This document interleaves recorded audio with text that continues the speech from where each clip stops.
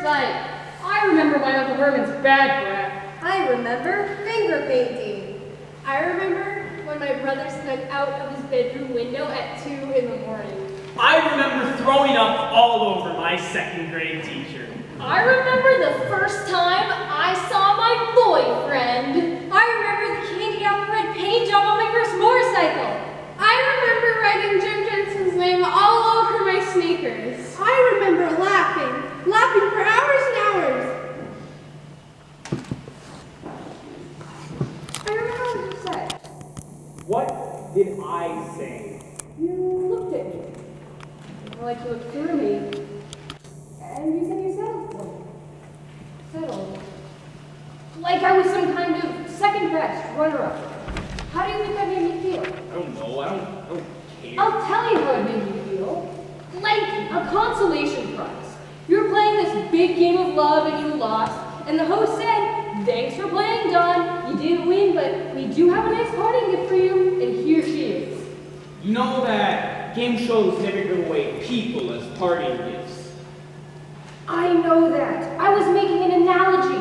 Does that word have too many syllables for you? Do you need to look it up in a dictionary? Are you trying to piss me off? I'm not sure if it's possible where I'm concerned. You only get angry when something you care about, and I've never felt like you cared about me very much. Oh, here we go again. The old poor me routine. It's not a routine. It's my life. If you don't like it, change it. You think it's that simple? We just go our separate ways and chalk it to a lesson that took way too long to learn? You're the one who's been hanging on to being unhappy and taking that unhappiness out on me every day. I can't remember ever being happy with you. Then why did you stay? It was all I knew. I'll move out. What? Where will you go? Don't worry about it. Where? I have places to go. Jerry's? Steve's? No. Another place. Oh my gosh. Another woman. What's her name? First prize.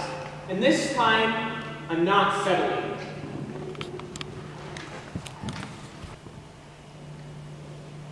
What are you looking at? I'm sorry. You're still looking. I really am sorry. What's your problem? I think I know you. I remember you. I remember your face. Around somewhere. You don't know me. Are you sure? I don't know you, so how could you possibly know me? Well, maybe I've just seen you somewhere. It seems like we've met.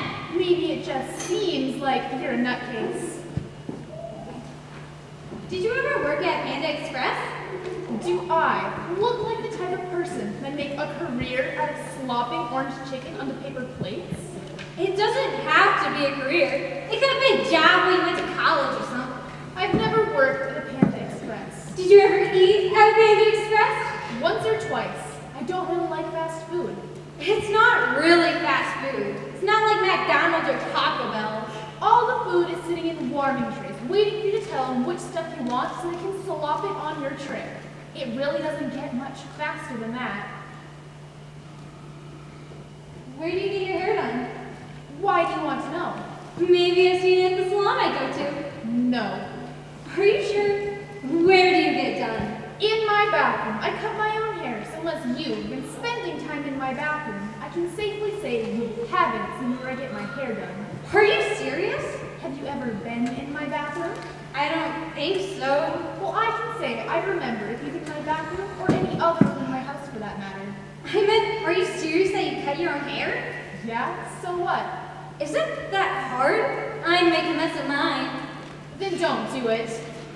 Have you always cut your own hair? Since I was in college. Wow, I'm impressed. Don't be. Don't be what? Impressed? Why not? It's impressive. You're easily impressed. You should really get out more. Like on dates? Sure, whatever gets you into the world to experience a little more life. Oh my gosh! Are you some kind of religious fanatic or just a generic lunatic? I remember where I know you from! Enlighten me. The More Life Yoga Studio! You were on the mat next week.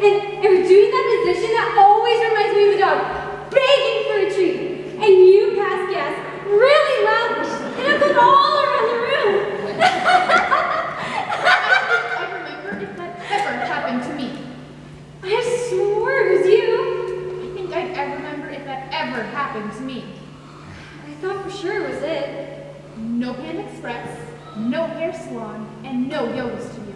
3 strikes. Janine Kelly? That's me.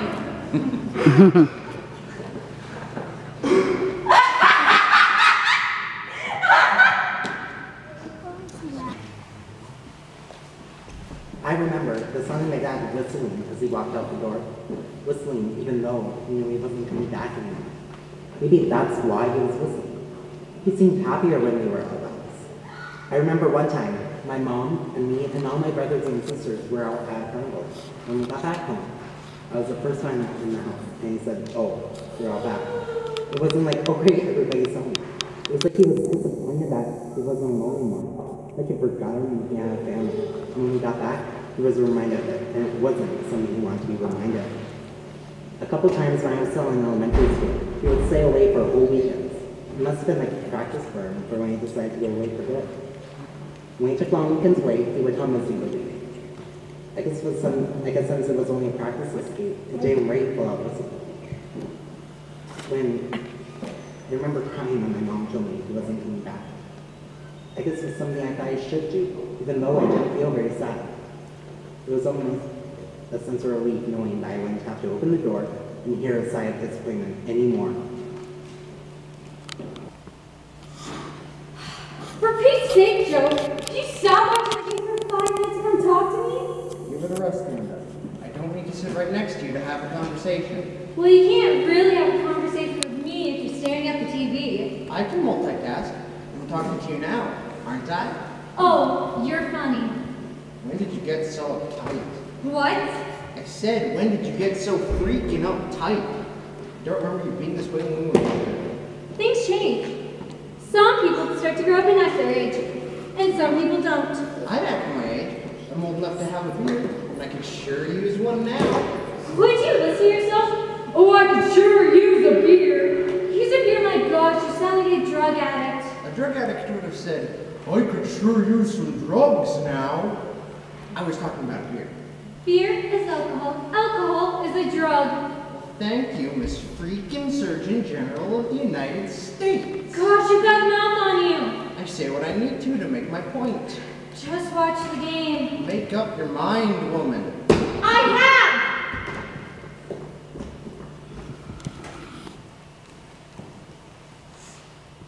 It all started at Molly Pander's birthday party when we were in 5th grade.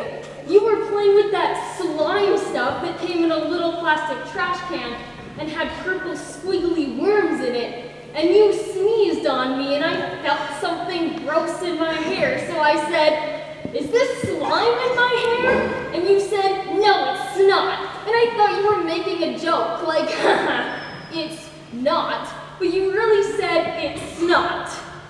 You got snot in my hair. It was an accident. You sneezed right into my hair.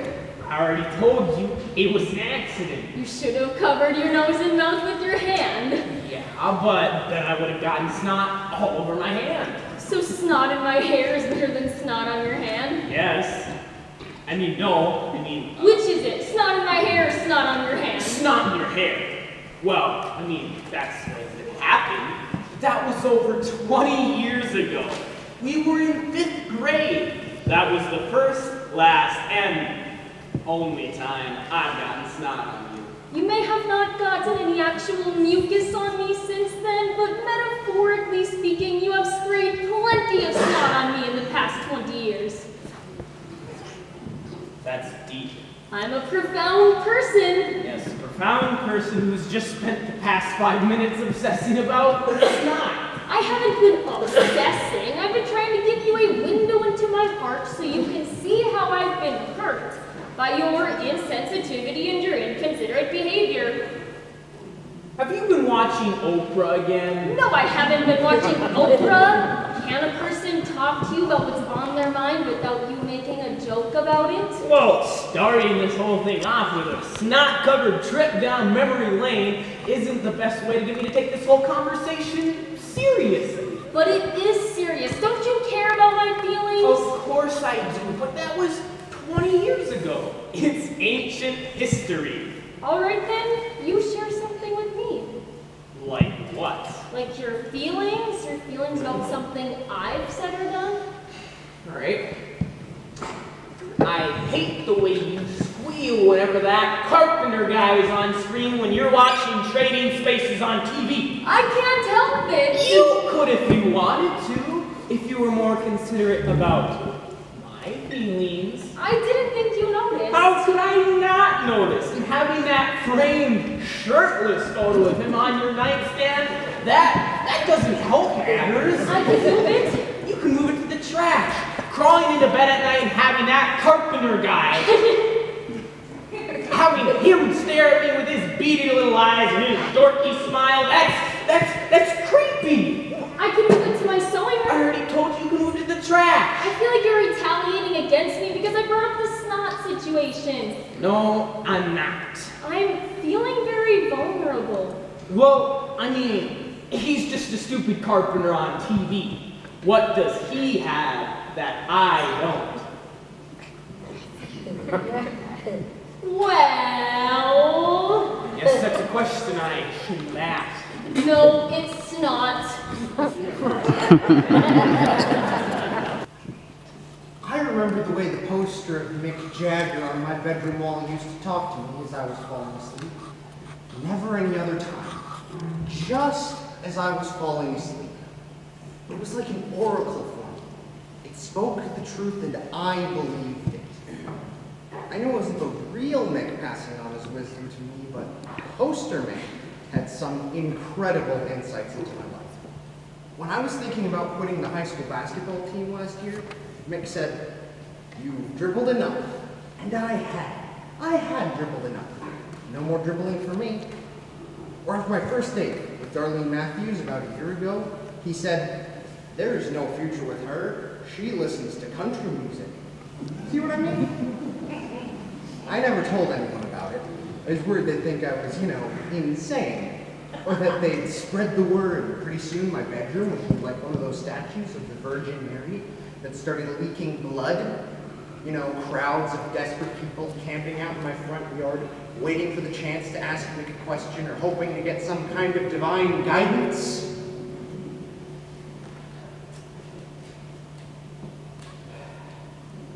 Mick hasn't said anything in almost 9 months. I'm spending a lot more time in my bedroom. I'm afraid if I leave, I'll miss a message. I don't want that to happen. I've been trying to figure out the reason for the silence, but so far, I don't have a clue. I wish he'd talk to me about anything. It wouldn't have to be wise. He could just say, "Your hair looks like crap, Neil." And I'd be so happy that my hair looked like crap, but that he talked to me. Talk to me, Mick. When none of you would give me a second look. You were a jerk. You were dull. I was already in a relationship. What did you expect? You ran over my new pair of strappy sandals with your truck. You were dead to me. Well, I made some changes. I polished up the rough edges. But you were still pretty disgusting. The cologne you wore made me sick to my stomach. I actually gagged when you passed by my cubicle. Well, I mean, it's not easy being the only man in an office full of women. That's a lot of pressure. And you figured hitting on all of us would ease the pressure? Well, I'm a man. A man has needs. I have needs too. I need you to pay me back for those shoes. Well, you were the one who left them on the ground in the parking garage. They were in a box that I set down to fix the shoulder strap on my laptop case. It was digging into my shoulder. Well, it's not like I ran over them on purpose. On purpose or not, you still ran over them. And a man who has polished off the rough edges should be a gentleman and pay for new shoes. Exactly. All right. How much did they cost? $188. $188 for a pair of sandals? What were they made of, gold? They were designer shoes with a 3-inch stiletto heel, and they were gorgeous. They really were. You know, I remember when you could get a pair of shoes for only like $10. When was that? I mean, when was that? Last week. I would have put $10 shoes on my feet. I would. You know, I'm starting to see you in a whole new light. Bad fluorescent light. Whatever, it's still a new light. And you flip the switch. Cancer, and he didn't want me to worry. It had been almost a year since I'd seen him. I'd been living out in California since I took the job in McKesson, and he didn't like to travel. My mom had been out to visit, but Dad could not be persuaded to get in a plane or sit in a car for that many hours, no matter how much we tried. I offered to fly back as soon as I heard he was sick, but he said that was silly. I remember the lilting tone in his voice when he said, "Now, Meredith, don't be silly. You're busy with whatever it is you're always busy with, and I'm going to be fine anyway. So there's no reason for you to come home and make everybody think this is worse than it is." So I didn't go see him. Not right away, at least. I called every couple of days, and my mom usually gave me a whispered update on Dad's condition. If he overheard her telling me anything too serious, I could hear him yelling in the background, "For Pete's sake, Joan, you'll have her a nervous wreck. Tell her I'm fine and there's nothing for her to worry about." When I finally got some time off from work, I flew back home for a visit. My mom picked me up at the airport. She was actually offended that I suggested getting a rental car, and we made small talk all the way from the airport to their house. Just as we pulled into the driveway, my mom said, "He doesn't look like you remember him, but don't let him see you get upset. Do that much for him. Don't let him see you get upset." Nothing she said could have prepared me for what I saw. He was yellow, jaundiced from the chemo, and he was so thin. He was sitting in his chair. My mom later told me it was the first time he'd been out of bed in 3 weeks, but he was determined to be sitting up so that I think everything was okay. So he sat in his chair and sipped a ginger ale and asked me about work. He told me he was glad his girl was home because he wanted to talk baseball, and my mother is useless in that department. He wanted to know which players I thought had been using steroids. He had opinions on the off-season trades and Pete Rosenbrook. It wasn't like having a conversation with my dying father. It was like being a guest on some sports talk show on ESPN. After the visit, I started calling every day to see how he was. One Friday afternoon, he got on the phone to tell me that he was feeling better and made me promise to go out to dinner with some friends and drink a toast to him. I said I would, though I wasn't sure who I could round up to dinner with so little notice. He said, "I'm gonna go now, Meredith. I love you, you know." After work, I ended up getting takeout Chinese with a neighbor, and as promised, we drank a toast to my dad. He died that night with a picture of me in his hand and a baseball game playing on TV. The boom boom of what's it called? The subwoofer. It shook the paintings on my wall. It made my bed rattle around. On Saturday nights, the music was even louder than all the other nights, and I could hear screaming and shouting over top of the music. So you know they really had to be yelling for me to hear it over the music. One time, I remember hearing the woman tell the guy who was living with her that she was going to bust a chair over his head after he accused her of stealing his watch and selling it to buy crack. A couple times, I went down and knocked on the door to get them to turn down the music and stop screaming at each other, but they ignored me. They never answered the door. They probably didn't hear me knocking, or else they just didn't want to deal with it. One night, they just moved out. The building manager told me that they were 3 months behind in their rent. They cleared out the apartment and they even ripped out the built-in microwave. All they left behind was a broken up chair. I guess the woman wasn't just making an idle threat to break it over the guy's head. And one sleeve from a purple fake leather coat. If I was an anthropologist or an archaeologist, I'd wonder what a broken up chair and a coat sleeve say about the people who left it behind. A broken up chair, a sleeve torn off a coat. Music so loud it made my apartment vibrate. That's all they left. That's all I remember. Scared to get on the ride. It went so high and spun so fast. I was afraid I'd scream the whole time. And I thought, oh my gosh, isn't this fun type scream. I'm talking about almost every memory I have, it's you in some way. You've always been a part of my life. I mean, you see it is so much better than the me I see when I look at you. It's like you can see all the best things about me. Last night, I wish that today would never come.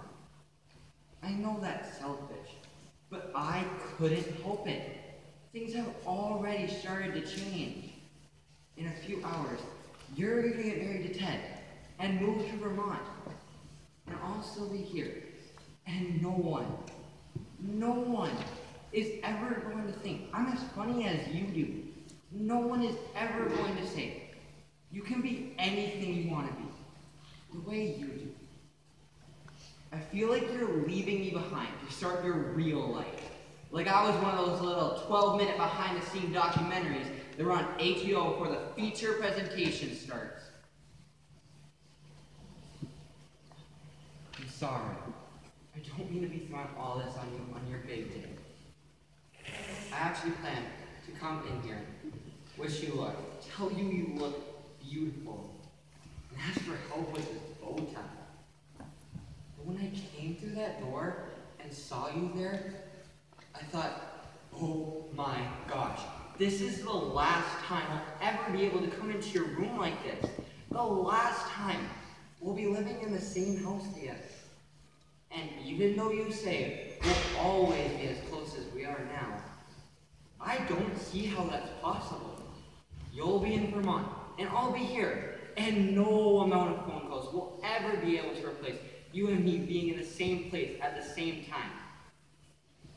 And even though you say my life will change as I get older, it's hard for me to imagine what those changes will be.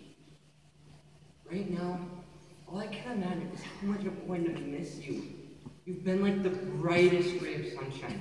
You've made me smile when no one else could. Not even mom or dad. You've been my guardian angel.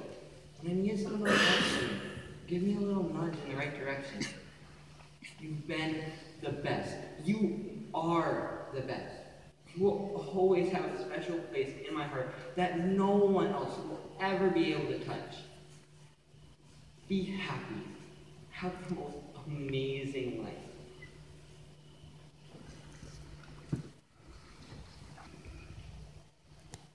I remember. Staying up all night just to watch the sunrise.